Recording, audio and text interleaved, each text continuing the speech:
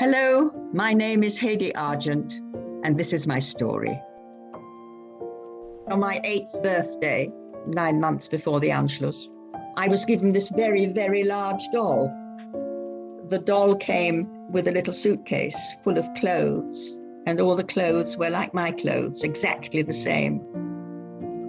My grandmother was a dressmaker, and she had made all my clothes. And so when she knew I was going to have this big doll, she made a set of clothes for her, which were exactly like my clothes.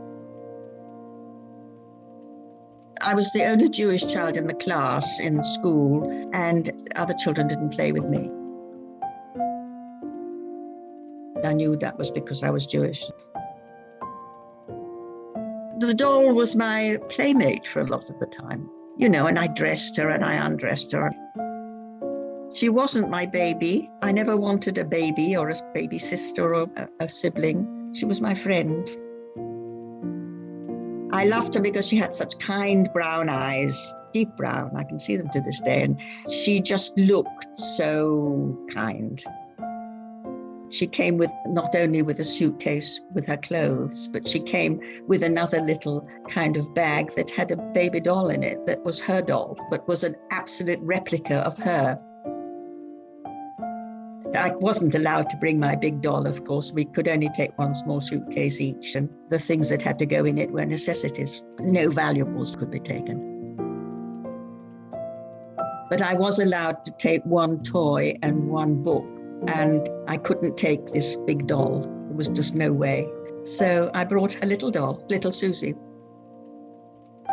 We had no money left by that time because my father was a lawyer, and his office was requisitioned the first week after the Anschluss, and no home. They turned us out of our home as well. We were ordinary people leading ordinary lives when all this happened.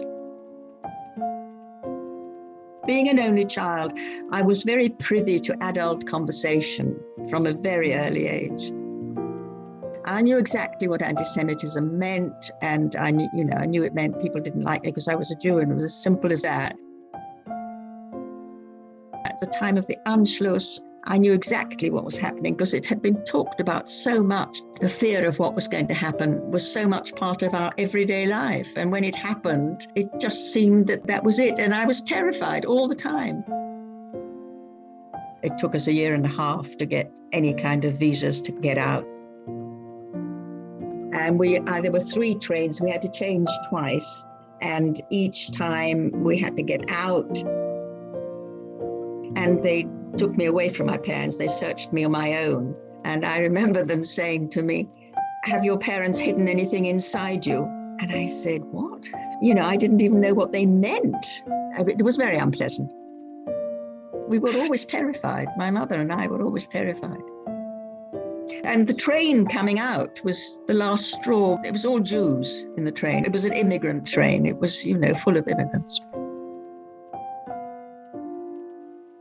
Things were so bad. I mean, it's difficult to convey how bad and how scary and how frightening it all was. Although I adored this doll, when I'm told you can't take her, she's too big, it wasn't the end of the world for me. It wasn't the most terrible thing that happened. We left so much behind. And I didn't mourn her when we got to England. I was so busy trying to become an English girl. It wasn't that important. I mean, in a way, Little Susi became more important. She stood for something else, for loss in general. And I think she was quite important to my children because it kind of was my story, which they knew. And then my children had her, and then my grandchildren had her. And I used to take her to the museum, to Beit Shalom, when I was talking, and I used to hand her round, and the children would look at her. And I tell the children about this present that I had on my 8th birthday. I tell them my story from 8 to 10, which was, from just before the Anschluss, and then all the things that happened after the Anschluss. What I really talk about is refugees today. And I try and get them to think about what it means to be a refugee, and that very little has changed. And how do they view refugees, and what do they do when somebody comes into their class who can't speak English properly and who wears different clothes and has different food at home and And then the museum got very antsy about all this and said, no, you can't keep doing this because she'll fall to bits. She's so fragile. We want to put her in the museum, you know. Can we please have her for the museum? So anyway, they persuaded me to let little Susi go and live in the museum. So that's where she lives now.